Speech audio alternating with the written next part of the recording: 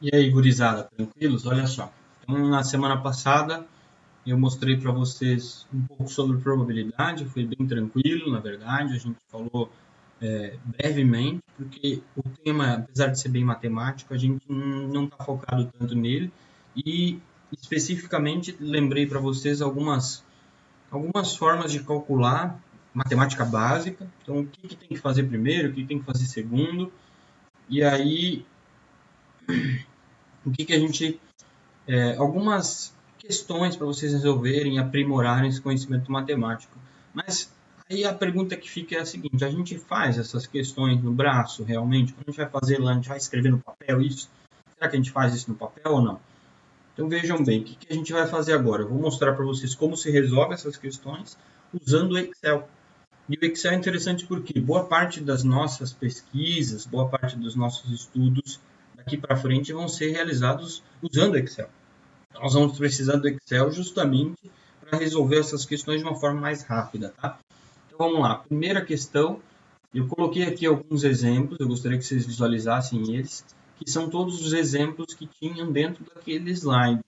Então lá no slide tinha a questão ensinando mais ou menos como que se resolve lá 1 mais 3 vezes 5 ao quadrado. Lá dizia que o resultado era 76. E aí aqui eu coloquei do ladinho mais ou menos como se faz no Excel. Então, para digitar no Excel, o que a gente tem que fazer? Então, a primeira coisa que a gente tem que entender no Excel é a seguinte, olha só. O Excel é uma planilha que vai ter linhas e colunas. Então, a coluna A, coluna B, coluna C, coluna D. E as linhas 2, 3, 1, 5 e assim por diante. Quando combina uma linha com uma coluna, a gente tem uma casela, por exemplo, essa caselinha aqui, então, que a gente chama de B3. Então, a casela B, na linha 3, coluna B, linha 3, contém a informação que está escrito aqui, aspas, menos 2 vezes menos 4, fecha aspas. Essa informação é como se fosse a equação que eu pedi para vocês responderem na sala de aula. Quando a gente trabalha com Excel, lá na casela que a gente quer chegar no resultado, toda vez que a gente quer incluir uma equação, uma função no Excel, a gente precisa digitar em primeiro lugar então, o igual. O igual é como se fosse assim, chamando a função. Estou chamando a função e quero que a função apresente um resultado para mim. A segunda coisa interessante que tem no Excel é que as equações elas ficam em segundo plano e a resposta fica em primeiro plano. Então, por exemplo, isso aqui eu digitei, o aspas eu coloquei para que ele não entendesse isso como uma equação. Vejam bem, se eu colocar o aspas, então antes e depois, ele entende isso como um texto e não como uma equação. E se eu não colocasse o aspas, a equação ia ficar em segundo plano. E aí aparecer apenas o resultado. Vamos ver esse exemplo 2 aqui, ó, aqui em resultado. Ó. Cliquei no 8. O 8 é a resposta desse exemplo. A resposta. E olhem aqui em cima, está escrito exatamente como tem que ser descrita a equação para ele gerar esse resultado. Então está lá, igual menos 2 vezes menos 4. Observem que o vezes aqui é um asterisco. Então essa é a forma do Excel entender a linguagem para a gente gerar um cálculo. Então o igual é o início, eu digitei o menos 2, asterisco, menos 4, e ele gerou uma resposta para mim que foi 8. 8, então, é o resultado dessa equação.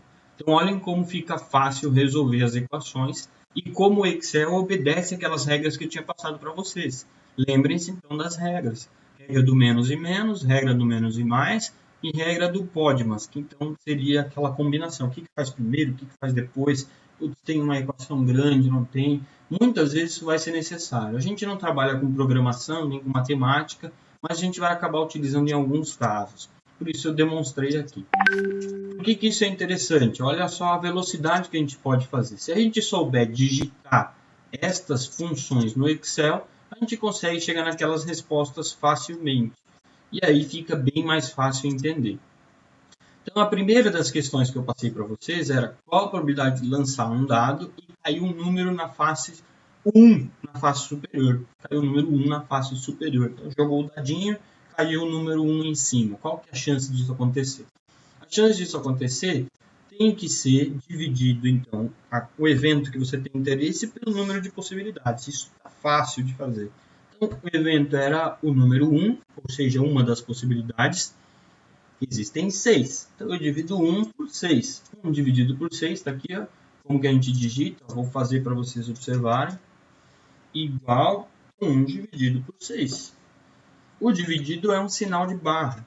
Dei Enter, ele já calculou para mim 16,7. É claro que aqui eu coloquei ele para calcular em porcentagem. Se tivesse em geral, ele ia aparecer um resultado assim, 0,16. Esse é o resultado que aparece na primeira vez no Excel.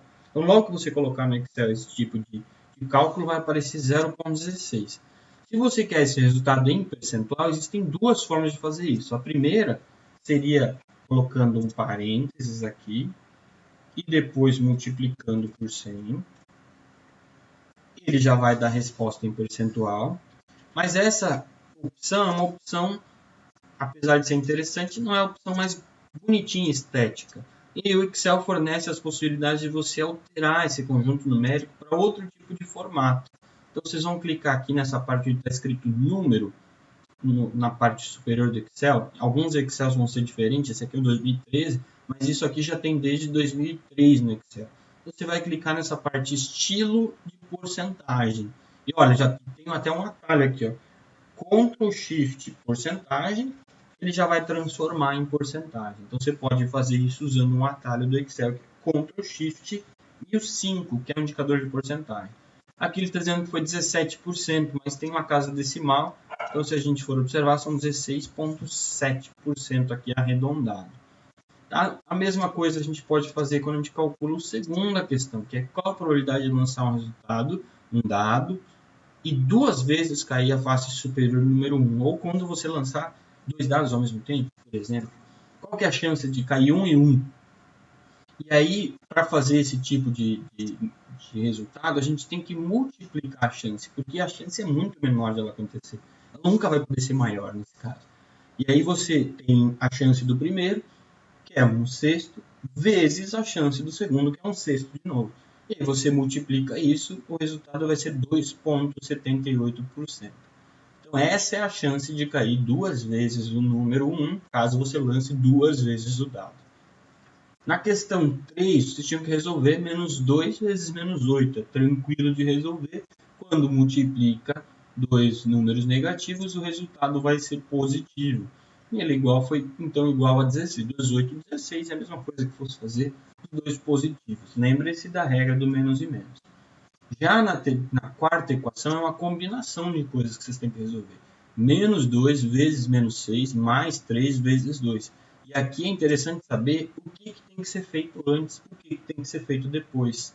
No Excel, basta você digitar e ele vai respeitar o pode, mas o menos e menos, o menos e mais. E o resultado final é 18. Se vocês tiverem dificuldade de chegar nesse resultado, eu posso responder depois a caneta para mostrar para vocês como faz. A última questão é uma questão bem clássica, que é usando sempre o mesmo número, então 2. 2 vezes 2 mais 2 dividido por 2 vezes 2 mais 2. E aqui que é interessante, tem que usar o PODMAS para saber o que faz primeiro, depois o que faz e o que vem assim, passo a passo. Então, em geral, tem que observar exatamente quais são as funções que devem ser, as operações que devem ser executadas primeiro. Se não me engano, vejam bem, vamos lá, PODMAS, vocês lembram o que é? Parênteses, e aí um operador que a gente pode chamar também de potência, que seria, não tem nesse caso, e depois vem divisão. Então, se vem divisão, o primeiro passo seria fazer a divisão de 2 por 2. E aí depois, o próximo passo, pode, mas. M vem de multiplicação, então existe a necessidade de fazer essa multiplicação e essa outra multiplicação, que aqui nesse caso era 1 vezes 2. E depois o somatório.